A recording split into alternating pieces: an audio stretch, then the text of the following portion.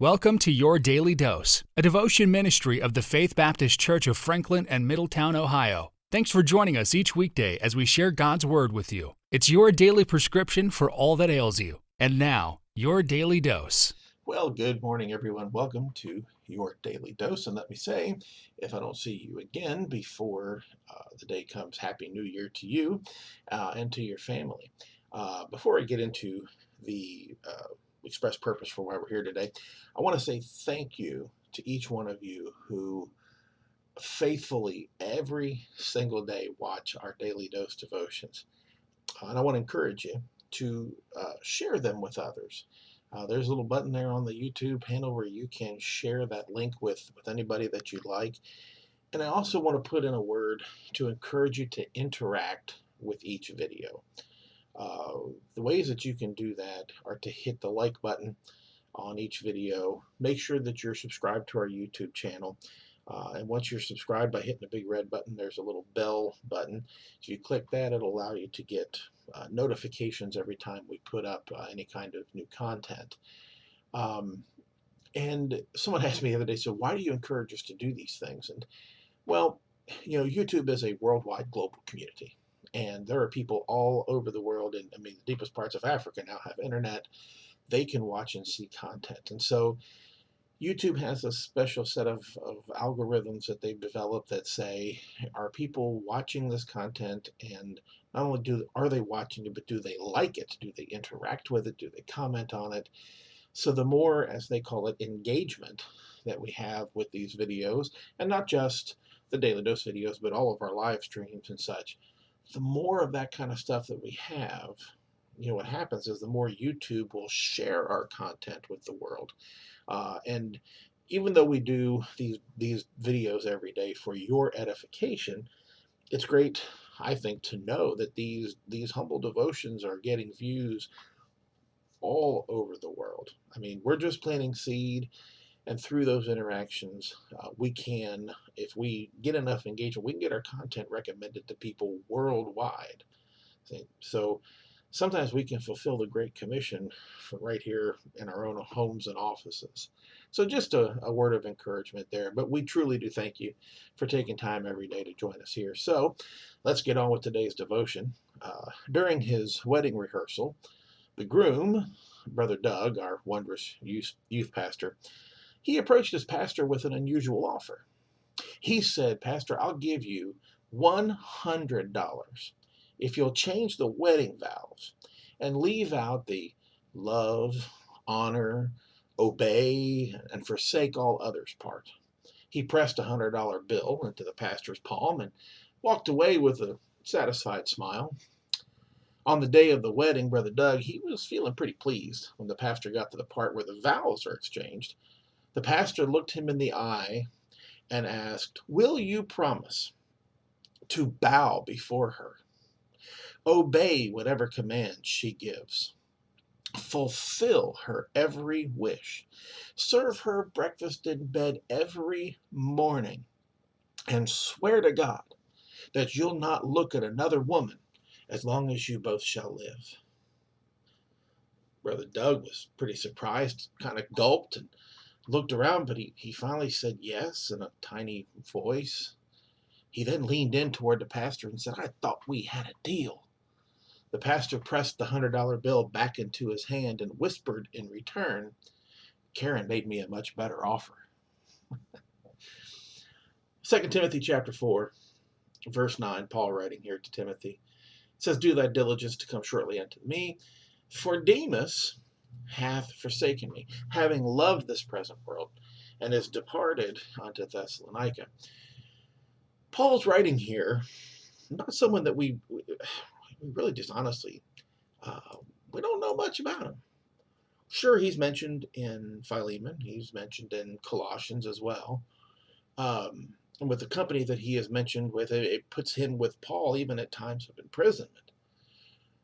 But unfortunately, our last peek at the man named Demas is a sad one.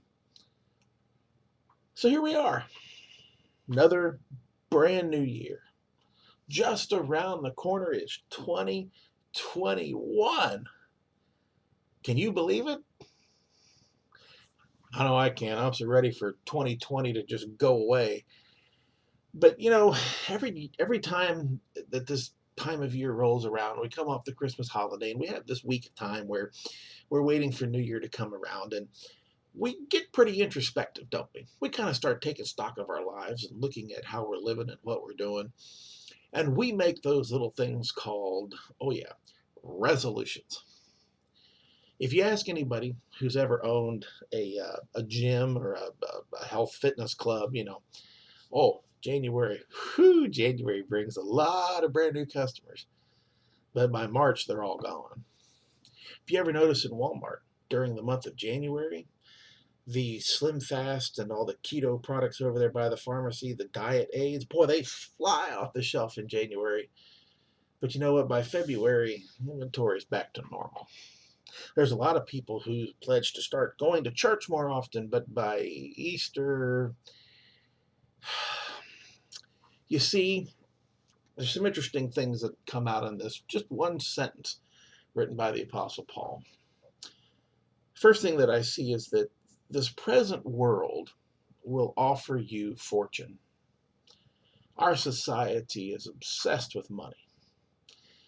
And you'd have no other place to look than the fact that there's no shortage of get rich quick themes or schemes in our world today. I mean, from pyramid schemes to Ponzi schemes, from Amway to Bitcoin. Look, there's a thousand different ways that this world offers us riches. But there's one interesting thing about riches: you can't take it with you. Not only that, the story of the rich man and Lazarus in the New Testament tells us quite an interesting story about this. I mean, here you have the rich man who absolutely had it all in this world, and Lazarus who had, well, frankly, nothing in this world. The rich man had it all, but in hell, guess what his money bought him? Nothing. His money couldn't even buy him a mere drop of water for his tongue. Don't let the world fool you. Money can only bring you comfort for a season. Secondly, I think you can see here that the present world will offer you fame. Not only is our country and our culture obsessed with money, we are increasingly, I think, even more obsessed with fame. Everybody's looking for their 15 seconds. And we have so many avenues today, from TikTok to YouTube to Facebook to other viral video sites, and you got all the reality shows on TV. I mean, good night. We are a culture that is obsessed with fame. 1 John chapter 2, verse 15, love not the world, neither the things that are in the world. And this is where it gets really hard. If any man love the world, guess what? The love of the Father is not in him. For all that is in the world, the lust of the flesh and the lust of the eyes and the pride of life is not of the Father, but is of the world. And the world passeth away, and the lust thereof. Of course, he wraps up there with, but he that doeth the will of God abideth forever. This world will offer you fame. I think we can also see here that the present world will offer you fullness. Now you say, I don't really know what you mean there, Bob, but fullness? Fullness is, I guess I would define it as a feeling of completeness. It's that satisfying feeling when you push back from the Thanksgiving table. It's when you just finished reading a really good book, or you just finished writing and recording a daily dose at the last minute because we didn't have one in the can ready for tomorrow. That feeling of fullness. Well, look, the world sells us on the fact that its fame, its fortune, and its fashion will fill the voids in our heart, mind, and soul. But when I think of that, I go to Psalm 103. David wrote, bless the Lord, O my soul, and forget not all his benefits, who forgiveth all thine iniquities, who healeth all thy diseases, who redeemeth thy life from destruction, who crowneth thee with loving kindness and tender mercies, who satisfieth thy mouth with good things, so that thy youth is renewed like the eagles. The fashion that the world projects will fill us, and it might even satisfy us, but only for a while. That's why you never see a millionaire who isn't trying to earn the next million. But see, the love of God is what heals our diseases, crowns us in loving kindness, and redeems us. You might think, well, this is kind of helter-skelter. Bob, you're all over the place today. You're usually a little more regimented than this. Here we go. Back to the opening story.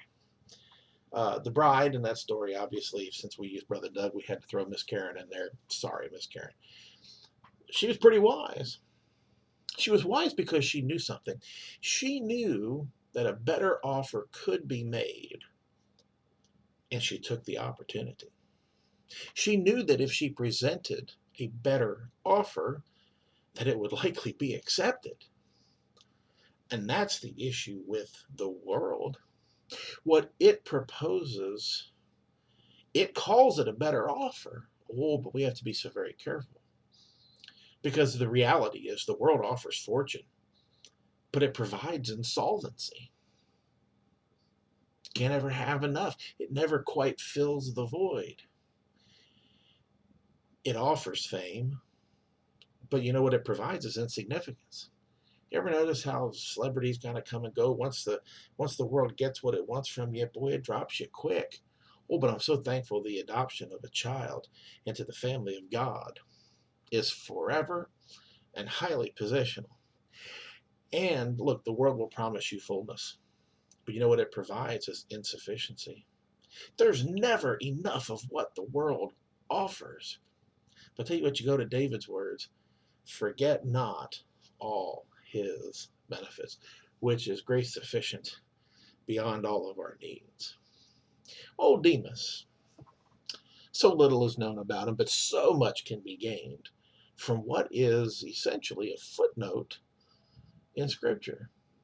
As we look toward this new year, look, I'm not telling you that you shouldn't make resolutions. I think it's probably a healthy thing to take stock of our lives.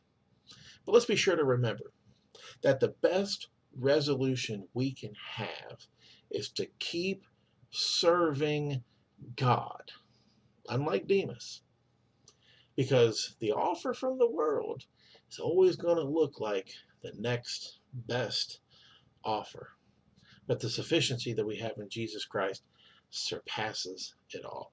Keep serving, and I look forward to seeing you in God's house at our next opportunity. Have a blessed day in the Lord. This has been Your Daily Dose, a ministry of Faith Baptist Church. Subscribe to our YouTube channel today and click the bell next to the button to sign up for email notifications each time we live stream or release a new video. To learn more about faith, please visit our website, fitinatfaith.com, for more information about our church. Have a great day in the Lord.